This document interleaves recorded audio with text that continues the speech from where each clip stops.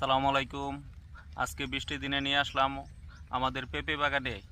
দেখেন, বৃষ্টির দিনে বৃষ্টি তো ভালোই হচ্ছে, অতিরিক্ত বৃষ্টি হচ্ছে। দেখেন আমাদের পেঁপে গাছগুলোর আপনার প্রায় প্রত্যেকটি গাছেই ফুল এবং ফল চলে আসছে।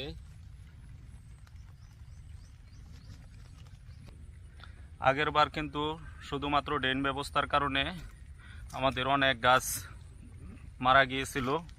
এইবার সেই ভুল করছি না।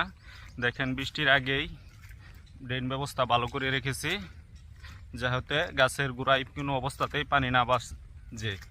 আর পেঁপে গাছের মৃত্যুর কারণ হলো একমাত্র পানি। পেঁপে গাছ মারা যায় পানি যদি গাছের গোড়ায় জমে থাকে, তো এই ছত্রাকের সমস্যা হয়ে গাছের গোড়াটা পচে যায়। পচে গিয়েই শেষ, গাছের অবস্থা শেষ।